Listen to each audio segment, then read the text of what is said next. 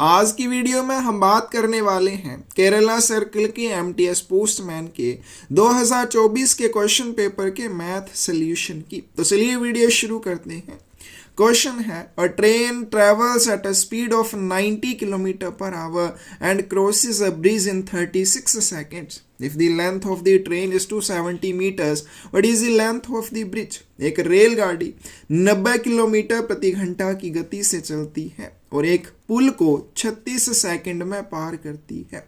यदि रेलगाड़ी की लंबाई 270 मीटर है तो पुल की लंबाई क्या होगी? क्या दिया हुआ है? स्पीड दी हुई है। स्पीड कितनी है? 90 किलोमीटर पर आवर। और टाइम की बात करें, टाइम है 36 सेकंड और टाइम सेकंड में दे रखा है। स्पीड किलोमीटर पर आवर में दे रखी है तो इसको भी हम मीटर पर सेकंड में कन्वर्ट कर लेंगे। स्पीड को मीटर पर सेकंड में, किलोमीटर पर आवर से अगर मीटर पर सेकंड में कन्वर्ट करना है 5/18 से मल्टीप्लाई करेंगे तो ये मीटर पर सेकंड में आ जाएगी। 18 पंजे 90, 5 पंजे 25 मीटर पर सेकंड स्पीड हो जाएगी और ये क्या हो जाएगा? टाइम। तो यहां से हम क्या निकाल सकते हैं? डिस्टेंस निकाल सकते हैं। डिस्टेंस क्या होता है? Speed multiply time. स्पीड कितनी है? 25 मीटर पर सेकंड। टाइम की बात करें 36 सेकंड है, तो दोनों को मल्टीप्लाई कर लेते हैं। 5 6 30, 3 रह जाएंगे, 5 3 15 और 3 18। फिर आगे चलते हैं, 6 दूनी 12, 1 रह जाएगा, 3 दूनी 6 और 1 7, 0 8 2 10, 7 1 8 और 1 9, यानी कि 900 मीटर्स। तो ट्रेन जो है वो 36 सेकंड में 900 मीटर का डिस्टेंस कवर करती है और 900 मीटर में से 270 मीटर क्या है? ट्रेन की लंबाई है, यानी कि उस पुल की लंबाई क्या आ जाएगी? 900 माइनस 270 आ जाएगी। तो 900 माइनस 270 यहाँ पे कर लेंगे 0। 10 में से 7 चले जाएंगे 3, 8 में से 2 चले जाएंगे 6, यानी कि 630 मीटर उस पुल की लंबाई हो जाएगी। तो स्पीड दे रखी है 90 किलोमीटर पर आवर, जिसको हम मीटर पर सेकंड में कन्वर्ट कर लेंगे। टाइम की बात करें, 36 सेकंड का टाइम है। अब 36 सेकंड में वो कितना डिस्टेंस कवर करेगी? 900 मीटर। 900 मीटर में से 270 मीटर उसकी खुद की लेंथ है और बाकी जो बच जाएगा वो किसकी लेंथ है? ब्रिज की लेंथ है। क्वेश्चन है, a manufacturer sells 2 products A and B. Product A is sold at a 20% profit and product B is sold at a 10% loss. If the cost price of product A is 50 rupees and the selling price of product B is 90 rupees, what is the combined profit or loss percentage on the total cost price of both products? एक निर्माता 2 उत्पाद ए और B बेचता है। उत्पाद ए को 20% लाभ पर बेचा जाता है और उत्पाद बी को 10% हानि पर बेचा जाता है। यदि उत्पाद ए का क्रय मूल्य 50 रुपये, उत्पाद बी का विक्रय मूल्य 90 रुपये है तो दोनों उत्पादों के ऊपर कुल क्रय मूल्य पर संयुक्त लाभ या हानि प्रतिशत क्या हो जाएगी? 2 प्रोडक्ट हैं। अब प्रोडक्ट ए की बात करते हैं। प्रोडक्ट ए को क्या किया जाता है? इसको 20% प्रॉफिट के ऊपर बेचा जाता है। प्रोडक्ट ए में प्रॉफिट कितना है? 20% का प्रॉफिट है। आगे चलते हैं, यहाँ पे देखिए कॉस्ट प्राइस दिया हुआ है 50 रुपये। क्या तो ये प्रोडक्ट ए है, इसका कॉस्ट प्राइस है 50 रुपये। यहां से हम इसका क्या निकाल सकते हैं? सेलिंग प्राइस निकाल सकते हैं। सेलिंग प्राइस क्या आ जाएगा? Cost price plus 20% of. ठीक है, 20% प्रॉफिट हुआ है तो 20% ऑफ कॉस्ट प्राइस इसमें ऐड कर देंगे।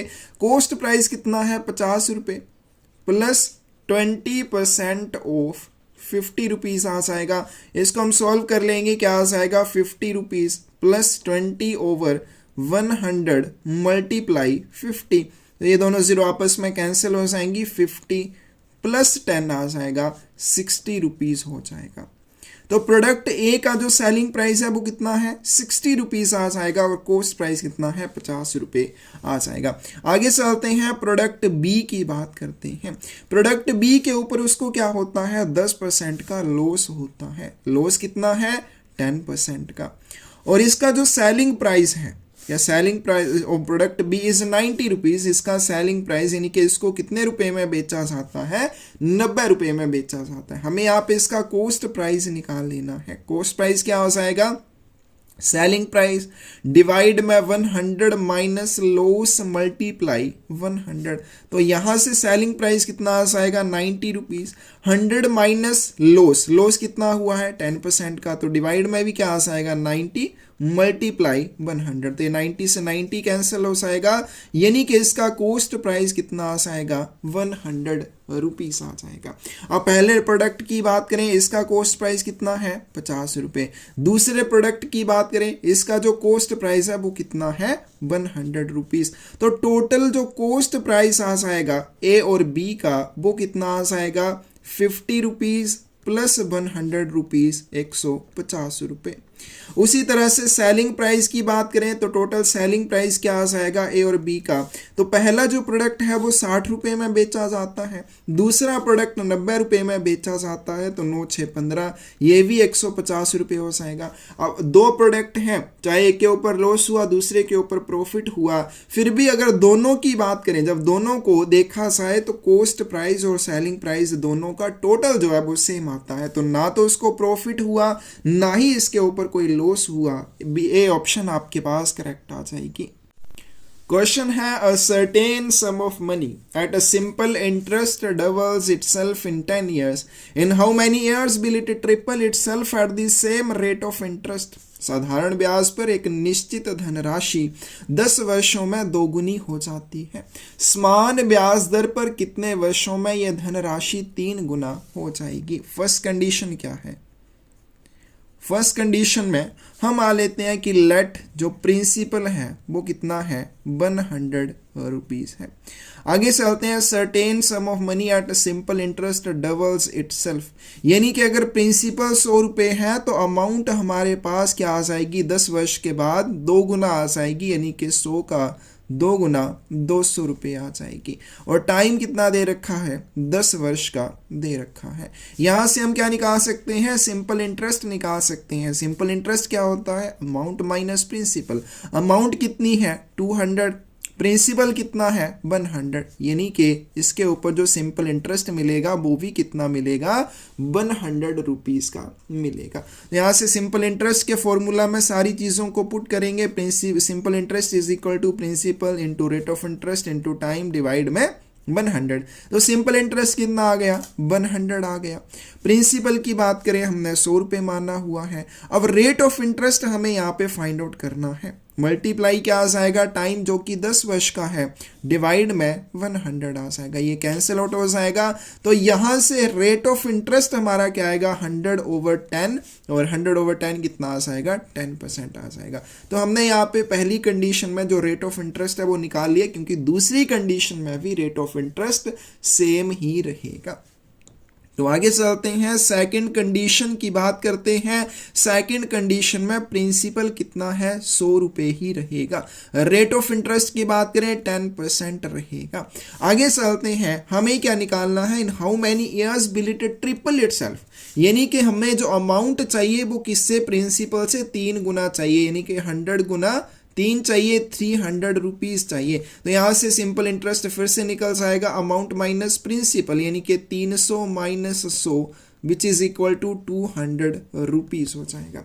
तो सिंपल इंटरेस्ट 200 रुपीज़ हो गया, रेट ऑफ इंटरेस्ट 10% है, प्रिंसिपल हमारे पास 100 रुपये है। तो इस फॉर्मूला में फिर से पुट करेंगे तो rate of interest simple interest हमारे पास क्या आ गया 200 रुपीज़, प्रिंसिपल 100 रुपये, मल्टीप्लाई रेट ऑफ इंटरेस्ट की बात करें 10% है। अब हमें यहाँ पे टाइम जो है वो निकालना है, क्या है हाउ मैनी ईयर्स, यानी कि टाइम यहाँ पे निकालना है, डिवाइड में 100 आ जाएगा। ये दोनों आपस में कैंसिल हो जाएंगे, टाइम क्या आ जाएगा 200/10 आ जाएगा, यानी कि 20 ईयर्स आ जाएगा। कौन सी ऑप्शन करेक्ट आ जाएगी 43 की, बी ऑप्शन करेक्ट आ जाएगी। 20 सालों में ये राशि खुद को 3 गुना कर लेगी। क्वेश्चन है, A and B can complete a work together in 12 days, B and C can complete the same work together in 15 days, A and C can complete the same work together in 20 days, how long will it take for A B and C to complete the same work together. A और B मिलकर एक काम को 12 दिनों में, B और सी उसी काम को 15 दिनों में, और ए और सी अगर मिलकर करते हैं तो 20 दिनों में कर सकते हैं। हमें क्या बताना है, ए बी और सी तीनों मिलकर अगर काम करें तो उस काम को कितने दिनों में खत्म करेंगे। तो सबसे पहले हम बात करते हैं ए प्लस बी की। ए प्लस बी एक काम को कितने दिनों में करते हैं, 12 डेज में। आगे चलते हैं, बी प्लस सी की बात करते हैं, सेम काम को 15 दिनों में खत्म करते हैं। उसी तरह से ए प्लस सी की बात करें, ये काम खत्म करने में 20 दिन का टाइम लेते हैं। इन सभी का हमने एलसीएम निकाल लेना है। जो भी एलसीएम आएगा उसको हमने टोटल वर्क मान लेना है। 2 छिके 12, 15, 2 से यहाँ पे 10 रह जाएंगे, फिर 2 से चला जाएगा यहाँ पे 3, यहाँ पे 15, यहाँ पे 5, फिर 3 से चला जाएगा 3, 5 से 15, 5, और फिर यहाँ पे 5 से चला जाएगा, फिर एक आ जाएगा। 5 से 15 दूना 30 दूना 60, यानी कि जो टोटल वर्क हम मान लेंगे वो मान लेंगे 60 यूनिट्स। ये जो एलसीएम है उसको हम टोटल वर्क मान लेंगे, जो आएगा 60 यूनिट्स। तो आगे हम इनका एक एक दिन का काम निकाल सकते हैं। तो सबसे पहले हम निकालेंगे ए प्लस बी का एक दिन का काम। ए प्लस बी का एक दिन का काम कितना आ जाएगा। अब देखो, ए और बी 12 दिनों में 60 यूनिट काम करते हैं, तो एक दिन में 60/12 यूनिट काम करेंगे, यानी कि 5 यूनिट काम ए प्लस बी एक दिन में करते हैं। उसी तरह से बी प्लस सी एक दिन में कितना काम करेंगे, 15 दिन में 60 यूनिट करते हैं, तो एक दिन में कितना करेंगे, 60/15, यानी कि 15 चौके 60, 4 यूनिट करेंगे। उसी तरह से ए प्लस सी की बात करें तो ये एक दिन में कितना काम करेंगे। अब देखो 20 दिन में 60 यूनिट करते हैं, तो एक दिन में 60/20, यानी कि 3 यूनिट काम करते हैं।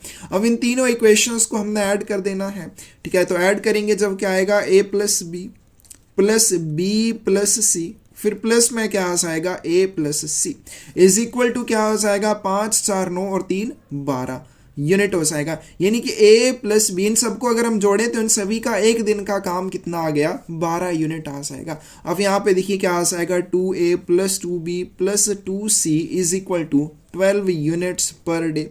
और अगर हम बात करें यहाँ पे 2 कॉमन निकाल लेंगे तो 2 के अंदर रह जाएगा a प्लस बी प्लस सी, इनका एक दिन का काम क्या आ जाएगा। तो दूसरी साइड जाके 2 क्या आ जाएंगे, अब देखो यहाँ पे 12 आ गया, और जब हमारे पास 2 दूसरी साइड जाएंगे तो यहाँ पे डिवाइड में आएंगे, 2 छिके 12। ए बी और सी का एक दिन का काम कितना है, 6 यूनिट। अब टोटल हमें कितना काम करना है, टोटल काम हमें करना है 60 यूनिट। तो ए बी और सी मिलकर एक दिन में 6 यूनिट काम करते हैं, तो 60 यूनिट काम खत्म करने में 60/6 दिन यानी कि 10 दिनों का समय इन्हें लगेगा। 44 की ए ऑप्शन करेक्ट आ जाएगी। क्वेश्चन है, if a factory produces 1600 of a product in 5 days working 8 hours a day, how many units can it produce in 7 days working 6 hours a day।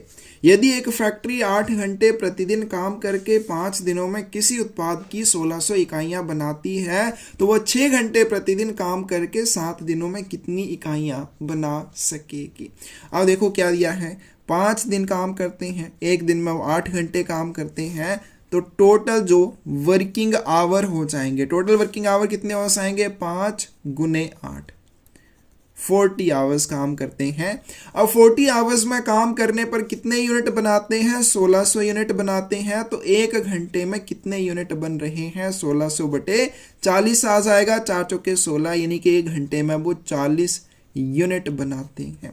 आगे चलते हैं, अब ये काम करते हैं 7 दिन में प्रतिदिन 6 घंटे काम करते हैं, तो टोटल वर्किंग आवर्स कितने हो जाएंगे, 7 × 6, 7 छिके 42, 42 आवर्स हो जाएंगे।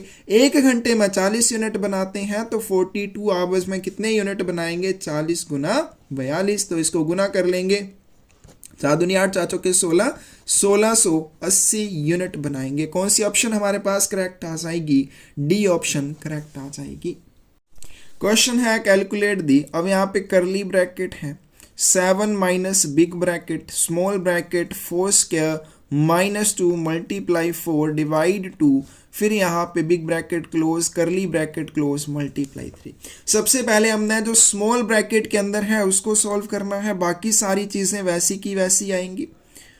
ठीक है, तो 4 गुना 4 चौके 16, 16 माइनस 4 गुना 2 8, और डिवाइड में क्या आ जाएगा 2, फिर यहाँ पे बिग ब्रैकेट 1, करली ब्रैकेट 1, मल्टीप्लाई 3 आ जाएगा। आगे चलते हैं, क्या आ जाएगा 7 माइनस 16 में से 8 चले जाएंगे 8, डिवाइड में 2, फिर करली ब्रैकेट है मल्टीप्लाई 3 आ जाएगा। आगे चलते हैं, अब हमने बिग ब्रैकेट के अंदर जो है उसको सॉल्व कर लेना है। ठीक है, तो 8 डिवाइड 2 क्या आ जाएंगे 4 आ जाएंगे, और फिर यहाँ पे जो करली ब्रैकेट है वो एज इट इज रहेगी, मल्टीप्लाई 3 आ जाएगा। 7 में से 4 चले जाएंगे 3, मल्टीप्लाई क्या है 3 इज इक्वल टू 9 हो जाएगा। कौन सी ऑप्शन करेक्ट आ जाएगी आपके पास? बी ऑप्शन करेक्ट आ जाएगी। नेक्स्ट क्वेश्चन चलते हैं, question number 47। If the price of a product is reduced by 25% and then increased by 25%, what is the overall percentage change in the price of the product? यदि किसी उत्पाद की कीमत में 25% की कमी आ जाती है और फिर 25% की वृद्धि की जाती है, तो उत्पाद की कीमत में कुल कितना प्रतिशत परिवर्तन हुआ? तो मान लेते हैं कि लेट जो ओरिजिनल प्राइस है वो कितना है 100 रुपीज़। एक प्रोडक्ट है उसका ओरिजिनल प्राइस है 100 रुपीज़।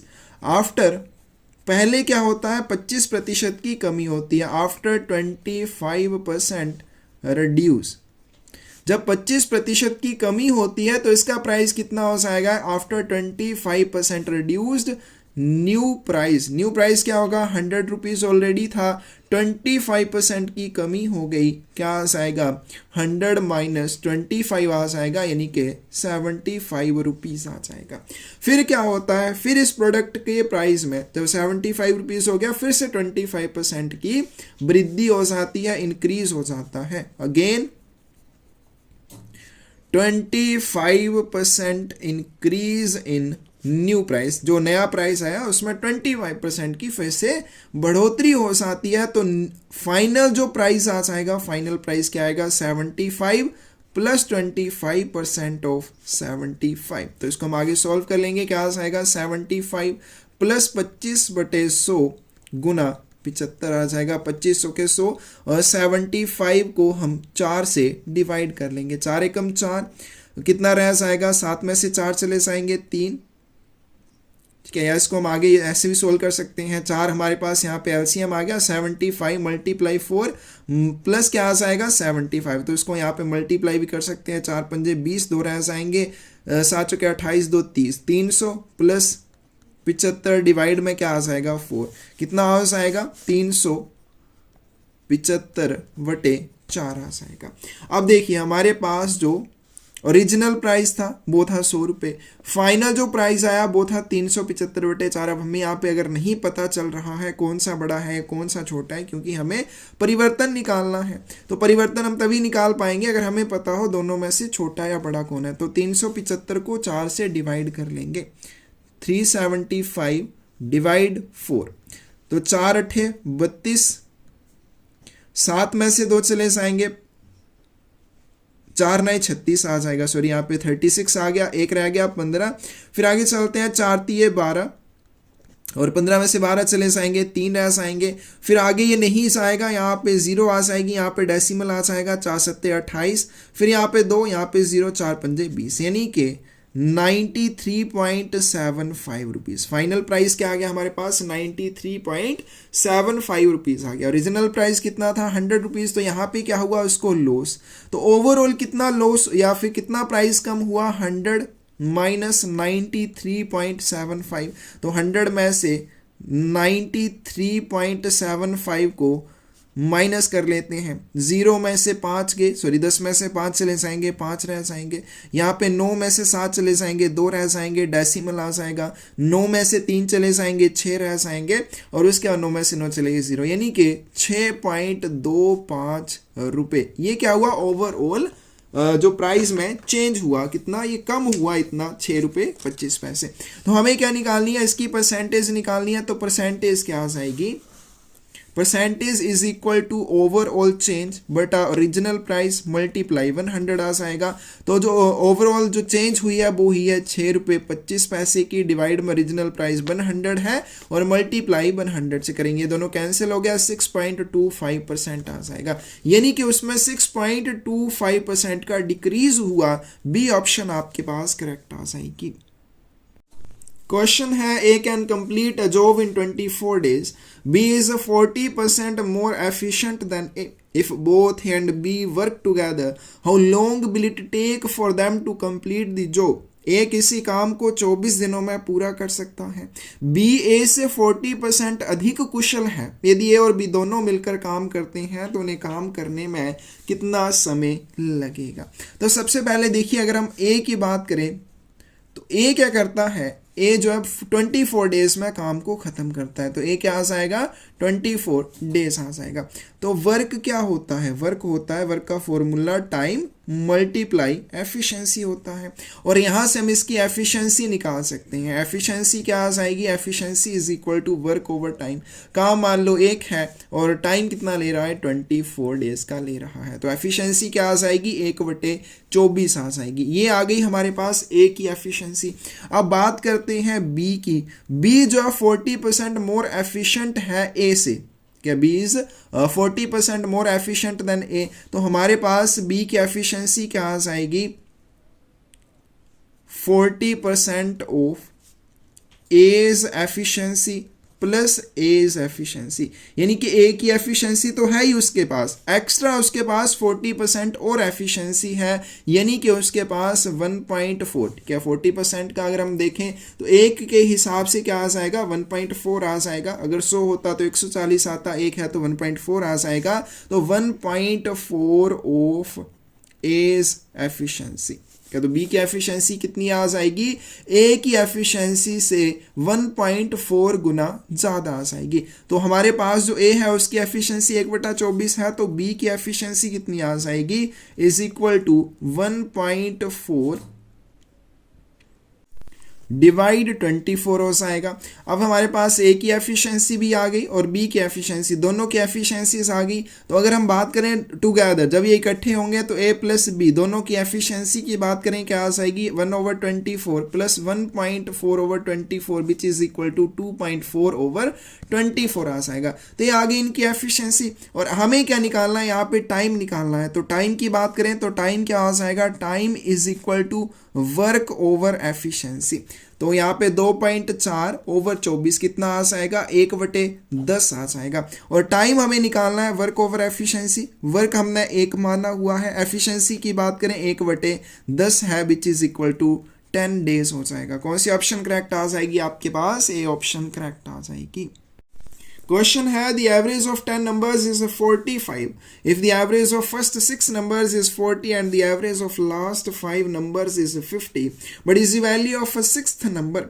10 संख्याओं का औसत 45 है, यदि प्रथम 6 संख्याओं का औसत 40 है तथा अंतिम 5 संख्याओं का औसत 50 है तो छठी संख्या का मान ज्ञात कीजिए। तो हमारे पास 10 नंबर हैं, उनकी एवरेज कितनी दे रखी है, एवरेज ऑफ 10 नंबर्स की बात करें 45 है, तो इनकी टोटल वैल्यू कितनी आ जाएगी 45 multiply 10 which is equal to 450 आ जाएगी। इनकी टोटल वैल्यू क्या आ जाएगी 450 आ जाएगी। अब पहली जो 6 संख्याएं हैं उनकी एवरेज 40 है, एवरेज ऑफ फर्स्ट 6 नंबर्स कितनी दे रखी है 40, तो इनकी जो टोटल वैल्यू आ जाएगी पहले 6 नंबर्स की वो कितनी आ जाएगी 40 मल्टीप्लाई 6 इज इक्वल टू 240 आ जाएगी। फिर हमें दे रखी है लास्ट 5 नंबर्स की एवरेज, तो एवरेज ऑफ लास्ट 5 नंबर्स कितनी दे रखी है 50 दे रखी है, तो इनकी टोटल वैल्यू क्या आ जाएगी 50 गुने 5 यानी कि 250 आ जाएगी। अब हमारे पास ये टोटल 11 नंबर्स की एवरेज दे रखी है, 11 में से एक नंबर ऐसा है जो 2 बार रिपीट हुआ है, वो कौन सा नंबर है जो हमसे यहाँ पे पूछा गया है 6th नंबर। तो इन दोनों की अगर हम बात करें पहले 6 और लास्ट के 5 नंबर्स की टोटल वैल्यू की, तो total value of first 6 numbers plus first 5 numbers क्या आ जाएगा 240 प्लस 200 50 जो कि हो जाएगा 490। यानी कि टोटल हमारे पास 490 आ जाएगा। इसमें जो छठा है वो 2 बार रिपीट हुआ है और हमारे पास जो 10 नंबर्स की टोटल वैल्यू है वो 450 है। तो हमारे पास जो 6th नंबर आ जाएगा, 6th नंबर क्या आ जाएगा 490 माइनस 450 जो कि हो जाएगा 40 के बराबर। कौन सी ऑप्शन करेक्ट आ जाएगी? डी ऑप्शन करेक्ट आ जाएगी। लास्ट क्वेश्चन है आज की वीडियो का। A car covers the first half of the distance between two places at 60% km/h and the second half at 90 km/h. What is the average speed of car for the entire journey? एक car दो स्थानों के बीच की दूरी का पहला आधा भाग 60 किलोमीटर प्रति घंटा की गति से और दूसरा आधा भाग 90 किलोमीटर प्रति घंटा की गति से तय करती है। पूरी यात्रा के दौरान कार की औसत गति क्या होगी? एवरेज स्पीड का फॉर्मूला पहले भी बताया था, 2x बाई डिवाइड में x प्लस बाई, जहाँ पे x पहली स्पीड बाई दूसरी स्पीड हो जाएगी। 2 मल्टीप्लाई 60 मल्टीप्लाई 90 डिवाइड में 60 प्लस 90 आ जाएगा। तो यहाँ पे 6 दूनी 12, 12 9 108 यानी कि 108 और साथ में 2 0 ऐड हो जाएंगी और 9 6 15 हो जाए 9 6 15 यानी कि 150 हो जाएगा। ये दोनों कैंसिल आउट हो जाएंगे। 15 7 105 तीन ऐसे आएंगे और 15 दूना 30 यानी कि 72 किलोमीटर पर आवर हो जाएगी। कौन सी ऑप्शन करेक्ट आ जाएगी आपके पास? बी ऑप्शन करेक्ट आ जाएगी। तो ये था हमारे पास केरला सर्कल का एमटीएस पोस्टमैन का 2024 का क्वेश्चन पेपर। उसके मैथ के क्वेश्चन बहुत ही आसान हैं जो आपको बहुत अच्छे से कर भी लेने हैं। पोस्टल एग्जाम से रिलेटेड कोई भी बुक चाहिए, डिस्क्रिप्शन में साइट का लिंक मिल जाएगा। इसके अलावा पर्यावरण को बचाने के लिए हमने एक पहल की है पौधे लगाने की। उस जर्नी में अगर आप भी हमारे साथ जुड़ना चाहते हैं, इसके लिए भी डिस्क्रिप्शन में एक चैनल का लिंक मिल जाएगा। उसको सब्सक्राइब करके आप हमारी हौसला अफजाई कर सकते हैं, ज़्यादा से ज़्यादा पौधे लगाने में हमें मोटिवेट कर सकते हैं। धन्यवाद।